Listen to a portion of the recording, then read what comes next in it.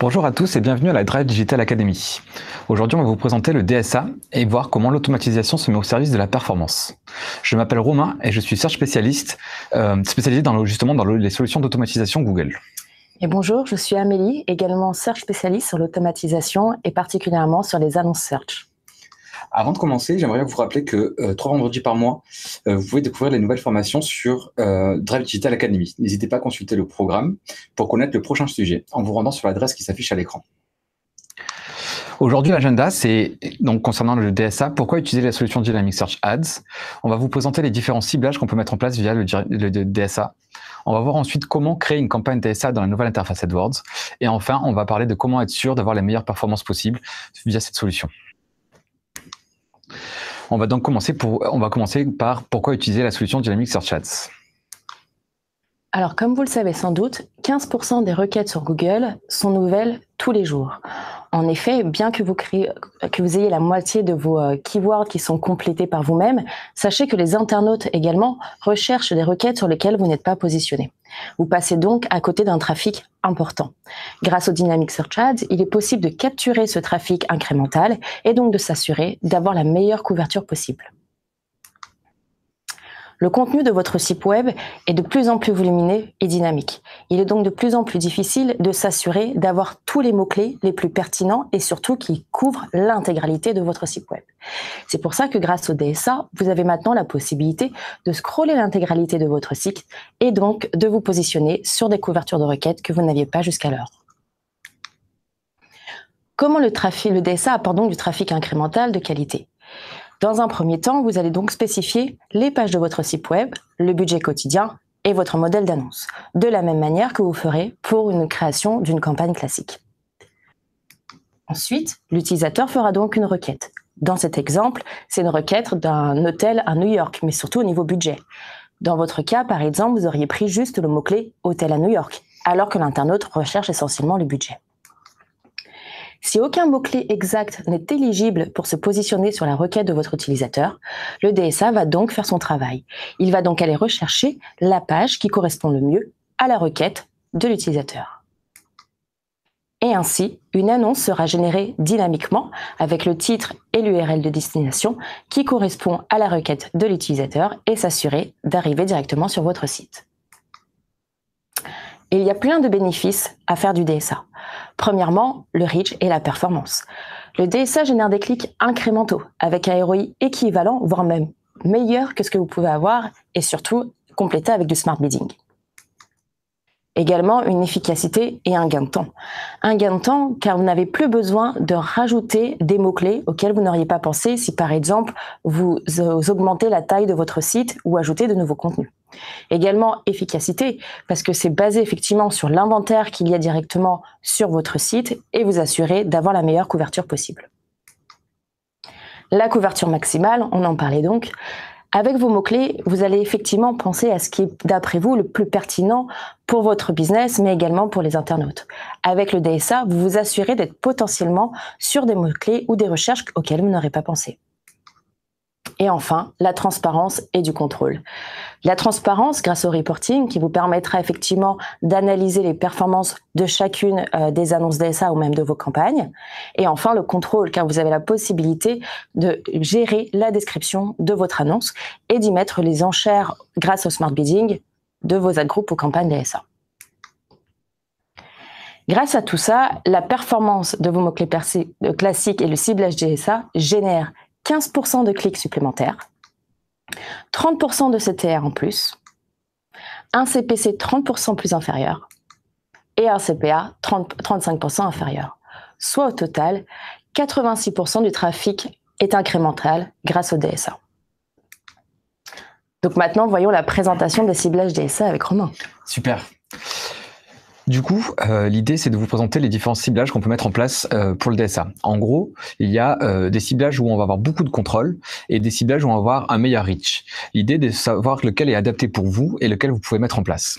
On va commencer donc pour aller du plus large finalement au ciblage le plus fin. Donc le ciblage le plus large est le ciblage All Web Pages. En gros, le ciblage All Web Pages, vous dites à la campagne ou à la groupe DSA d'aller cibler toutes les pages de votre site sans distinction et de se positionner sur les mots-clés qui sont adéquats à ces pages-là. Finalement, vous allez avoir un contrôle qui est assez moindre, entre guillemets, mais pour le coup, vous allez avoir une couverture maximale de votre site internet. Donc du coup, ce ciblage, pour qui doit l'utiliser? C'est ceux qui ont un grand site web et qui font vraiment confiance à l'automatisation. C'est-à-dire qu'ils ont confiance au machine learning et ils vont pouvoir vraiment laisser la machine travailler de son côté. À quoi il faut faire attention? Toutes les pages de votre site sont parfois pas adaptées à votre business ou en tout cas ne sont pas adéquates à votre publicité. Donc, il y a par exemple des pages contact, des pages foire à questions, etc. sur lesquelles vous ne pouvez pas vous positionner. Le DSA ne va pas faire de distinction. Donc, il faut bien exclure ces pages-là pour être sûr que vous êtes vraiment pertinent dans vos annonces. Ensuite, le deuxième ciblage, et c'est l'un des plus utilisés, c'est le ciblage catégorie. En fait, le ciblage catégorie, c'est des catégories qui sont poussées directement par l'algorithme Google et vous allez pouvoir les ajouter automatiquement dans vos campagnes ou dans vos ad groupes DSA. Finalement, pour qui l'utiliser? Donc, c'est pour les personnes qui ont un site vraiment très bien structuré où on sait que le crawl du bot Google va pouvoir vraiment différencier les catégories pour chaque exemple, par exemple bébé, enfant, etc. On va vraiment savoir quelles sont les catégories et ça va être poussé par l'algorithme Google. Et à quoi faire attention? Si votre site n'est pas crawlable, entre guillemets, ou si votre site en fait n'est pas vraiment bien catégorisé, on va pas pouvoir créer de campagne catégorie parce que les catégories vont être floues pour l'algorithme et finalement ça va pas être du tout adapté à votre stratégie de publicité. Ensuite, il y a le DSA PageFeed. Donc le DSA PageFeed, c'est peut-être la solution la plus complexe à mettre en place. Il s'agit de faire du DSA via un flux. Donc dans votre flux, vous pouvez mettre toutes les URL sur lesquelles vous voulez vous positionner. Et derrière, cela va se contrôler automatiquement en fait. Donc c'est quelque chose qui est assez lourd pour la mise en place, mais derrière il y a aussi de gros avantages, c'est que finalement tout va être géré via un flux. Vous allez pouvoir mettre les URL au fur et à mesure et ça va s'adapter automatiquement. Donc pour qui l'utiliser? Pour les sites ayant un large inventaire et qui ont besoin d'un contrôle maximum. Par exemple, avec le DSA PageFeed, vous pouvez facilement contrôler vos stocks. Dire si un produit est out of stock, le DSA PageFeed ne se positionnera pas dessus. Si le produit est en stock, le DSA se positionnera là-dessus. Donc c'est vraiment surtout pour les retailers, pour qu'ils puissent contrôler réellement leur diffusion. Et à quoi faire attention? Et on l'a déjà dit précédemment, c'est vraiment à la mise en place technique et à la maintenance. C'est-à-dire que si votre flux du jour au lendemain a un problème et qui ne peut plus se mettre à jour, finalement le DSA PageFeed risque de se mettre en pause ou en tout cas de ne plus fonctionner et vous allez avoir une perte de trafic assez conséquente. Donc du coup, l'idée c'est vraiment d'être sûr que vous allez avoir la maintenance pour mettre le DSA PageFeed en place. Et enfin, le dernier ciblage sur lequel on va s'arrêter, c'est l'URL contient. L'URL contient, c'est en fait vous qui décidez sur quel type d'URL vous voulez vous positionner. Donc par exemple, si vous avez un site qui s'appelle par exemple www.test.fr et /DSA et vous voulez cibler toutes les pages DSA, vous allez mettre l'URL contient DSA et le DSA va automatiquement cibler toutes ces URL-là. L'idée, c'est que vous allez avoir un contrôle maximal. Mais pour le coup, vous allez être aussi hyper granulaire. Donc, qui dit granularité dit moins de data et peut-être des performances moins bonnes. Donc, pourquoi l'utiliser? Si vous avez besoin de plus de contrôle à des fins d'optimisation, l'URL contient est vraiment la meilleure solution. Mais par contre, il faudra faire attention que c'est l'option la plus limitée. Donc, il faut être sûr que votre URL contient regroupe plusieurs URL sur lesquelles le DSA va pouvoir se positionner. S'il y a trop peu d'URL dans l'URL contient, finalement, le DSA ne va pas fonctionner. En gros, en récapitulatif, il y a 3 piliers. Il y a la couverture que vous allez avoir via chaque solution.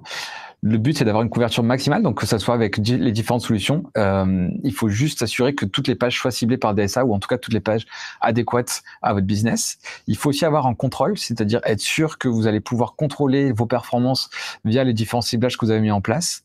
Et ensuite, le dernier pilier, c'est le setup effort, donc vraiment le paramétrage. Donc le DSA PageFeed est assez complexe, mais pour le coup, les performances sont plutôt bonnes. Mais il faut être sûr qu'on a les moyens aujourd'hui de faire ce paramétrage-là et de le mettre en place. On va voir maintenant comment créer une campagne DSA dans la nouvelle interface AdWords. Amélie, tu es prête? Oui, c'est parti. Alors aujourd'hui, il existe 2 manières de créer du DSA. La première avec une campagne séparée que vous connaissez tous bien, puisque vous le faisiez jusqu'alors, qui était alors effectivement de désigner une campagne spécifique au DSA, en fonction de la catégorie, de votre page feed ou même de l'URL contient. Une nouveauté maintenant est également de faire une campagne hybride, c'est-à-dire de rajouter un ad group DSA à l'intérieur d'une campagne search. L'avantage, effectivement, c'est que si vous aviez des campagnes par catégorie, prenons l'exemple d'une campagne chaussures, d'une campagne pantalon ou encore d'une campagne autre, vous avez déjà vos mots-clés à l'intérieur de ces 3 campagnes. Rajouter un ad group DSA va permettre d'accroître la couverture de la dite campagne sur les catégories en question. Donc voyons maintenant, Romain, comment créer une campagne DSA. Oui, alors l'idée c'est très simple. En fait, vous savez que dans une campagne, c'est là où vous allez paramétrer vos budgets, votre stratégie d'enchère, etc. Au final, ici, on a par exemple l'exemple d'une campagne qui va chercher, qui va se positionner sur des mots-clés concernant les jeans. Donc vous allez ajouter des mots-clés jean bleu, jean mode, etc. Au final, vous allez devoir créer une campagne DSA qui va se positionner exactement sur les URL qui sont concernés par la campagne classique. Et vous allez par contre, à ce moment-là, mettre des objectifs différents. C'est là la plus-value d'avoir une campagne DSA versus une campagne classique. Donc, c'est avoir un objectif bien séparé, bien distant d'une campagne classique, qui va pourtant aller chercher les mêmes requêtes, entre guillemets, en tout cas la même thématique de requêtes. À noter toutefois que si effectivement vous faites une campagne DSA différente de la campagne search pour une même catégorie de produits, cela suppose 2 budgets différents. Prévoyez alors de les avoir.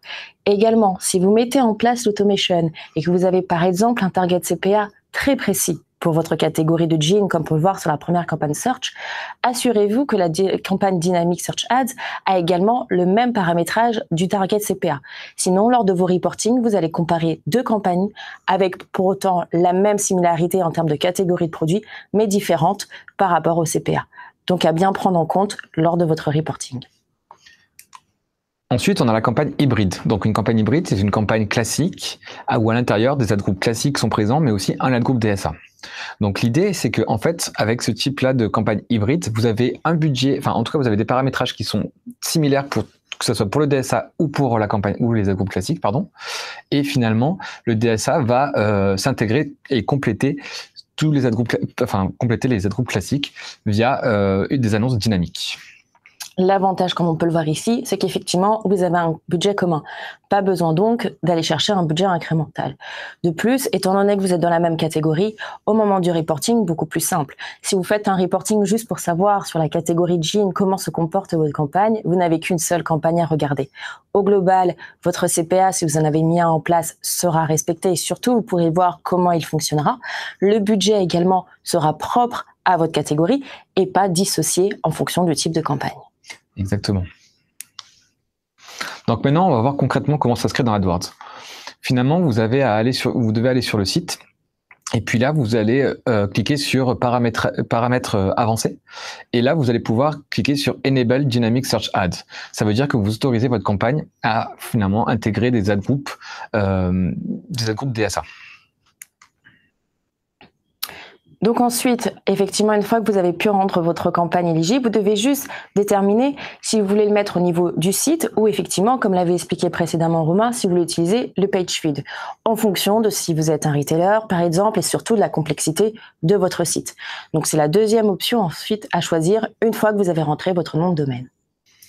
Ensuite, vous n'avez plus qu'à sauver et continuer. Dans la troisième partie, vous devez sélectionner vos ciblages. Donc, en gros, c'est ce qu'on a vu tout à l'heure. Vous allez devoir choisir si vous faites du DSA via les catégories, via les URL contents, via le All Web Pages ou via le DSA Page Feed. Une fois que vous avez sélectionné vos ciblages, vous pouvez donc les ajouter et derrière mettre des enchères, des maximum CPC pour finalement vous positionner sur les requêtes qui sont adéquates à ces pages-là. Lorsque vous choisissez l'option catégorie, en fonction de la profondeur de votre site, sachez qu'AdWords va vous proposer plusieurs catégories et sous-catégories. Partons du principe que vous avez un site avec la catégorie chaussures et à l'intérieur de cette catégorie se trouve une sous-catégorie chaussures pour femmes, puis une sous-catégorie avec talons. Effectivement, vous pouvez choisir de cibler directement la catégorie talons aiguilles.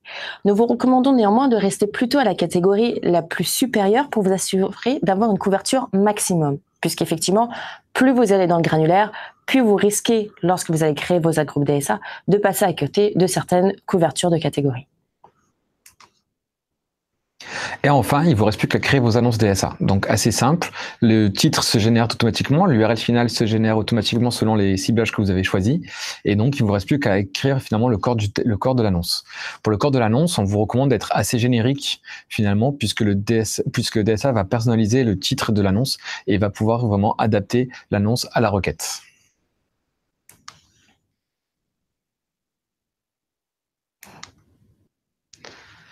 Et enfin, une fois que vous avez tout paramétré, vous pourrez analyser plus facilement aujourd'hui, grâce à la nouvelle interface, les performances de votre campagne ou votre ad group DSA. Finalement, vous allez pouvoir voir les search tabs sur lesquels vous êtes positionné. Vous allez pouvoir voir les titres qui a bien fonctionné, sur quelle landing page vous avez diffusé, et enfin, sur quel ad group ou quelle campagne vous avez les meilleures statistiques. Donc au final, comme on l'a dit déjà précédemment, vous avez quand même sur le DSA, même si c'est quelque chose d'automatique, vous avez quand même un contrôle qui est assez exemplaire et vous pouvez vraiment optimiser au fur et à mesure selon vos performances et vos objectifs. Donc maintenant, regardons ensemble, une fois qu'on a mis tout ça en place, comment être sûr d'avoir les meilleures performances possibles pour le DSA. Donc déjà, la première étape, c'est de s'assurer d'avoir les bonnes annonces. Comme vous l'expliquait Romain, effectivement, le titre et la destination URL sont dynamiques. Néanmoins, vous avez la place sur la description en elle-même pour pouvoir ajouter le plus d'informations possible. Rappelons également que les extensions jouent un rôle crucial dans la pertinence de votre annonce.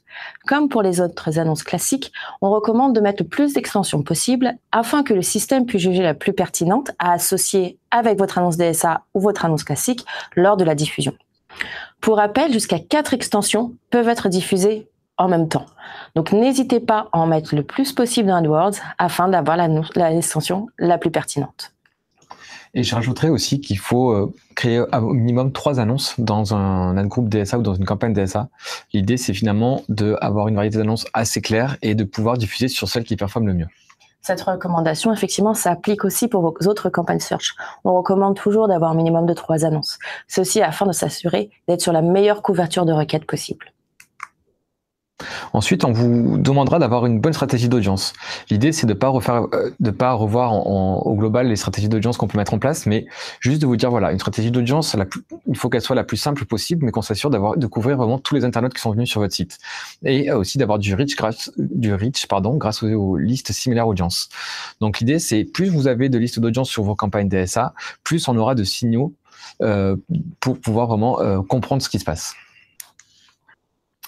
Un modèle d'attribution adapté. Donc vous avez sans doute déjà entendu parler du Data Driven Attribution, qui permet de donner à chaque touchpoint en fait un score. Admettons qu'aujourd'hui un internaute vienne effectivement directement sur votre site en faisant une recherche, mais n'achète pas, puis en fait fait une deuxième recherche directement sur le mobile, n'achète pas forcément, et revient en fait par le desktop et la convertit. Dans un modèle dernier clic, effectivement, on aurait donné la dernière recherche au desktop. Néanmoins, les 2 précédentes recherches ont joué un rôle crucial, effectivement, dans la conversion. En mettant en place ces data-driven attributions, vous vous assurez d'avoir le parcours le plus optimisé possible, mais surtout en termes de reporting le plus juste possible. Et puis en plus, il faut noter que les campagnes DSA aujourd'hui sont des campagnes très génériques qui se positionnent souvent en début de tunnel de conversion pour après que la conversion arrive sur des campagnes marques. Un modèle data driven attribution vous permettra d'avoir cette analyse-là et d'optimiser sur vraiment l'impact qu'a eu le DSA, que ce soit au début ou à la fin du tunnel de conversion. Et enfin, en tant qu'automation spécialiste, Amélie et moi, on va vous dire la chose la plus cruciale aujourd'hui pour faire du DSA, c'est de faire du smart bidding. Si vous faites pas de smart bidding, vous allez avoir un contrôle DSA qui sera moindre parce que le DSA va pas savoir vraiment sur quelle requête se positionner et quelles sont les requêtes les plus performantes. Donc, faire une stratégie de smart bidding sur une campagne DSA, c'est aussi donner un objectif, que ce soit de la conversion ou du trafic. Et donc, grâce à ça, aujourd'hui, on vous a mis les 4 solutions de smart bidding les plus connues, que ce soit ICPC, Maximize Conversion, Target CPA ou Target ROS. À noter, Romain, néanmoins, qu'il y a une différence si on met en place Target CPA ou le Target ROAS au niveau DSA campagne ou DSA ad group. En effet, en fait, l'avantage d'avoir un DSA au niveau Hadoop, c'est que finalement, vous allez avoir un historique assez large et vous allez avoir assez de data pour mettre un target CPA. Aujourd'hui, pour le target CPA et le target ROS, on conseille finalement d'avoir un minimum de conversion pour qu'on puisse comprendre quels sont les signaux qui convertissent bien pour votre campagne. Donc, en gros, si vous avez un ad group DSA dans une campagne classique, on va avoir pas mal de signaux qui vont nous dire, bon, ok, tel mot-clé ou tel profil convertit bien, on va se positionner dessus. Alors que si vous créez une campagne DSA depuis le début avec aucune historique et que vous n'avez pas assez de conversion, finalement, on ne pourra pas appliquer un target CPA ou un target ROS et on va être assez bloqué et assez limité sur les stratégies d'enchères automatiques. Donc pour rappel, donc vous pouvez nous retrouver à l'adresse qui s'affiche à l'écran tous les vendredis à 14 h et suivez en live toutes nos formations. On espère que la formation du jour vous aura appris tout ce que vous deviez savoir sur le DSA et surtout n'hésitez pas à revenir directement vous charger de compte si vous avez des questions. Merci beaucoup et à bientôt.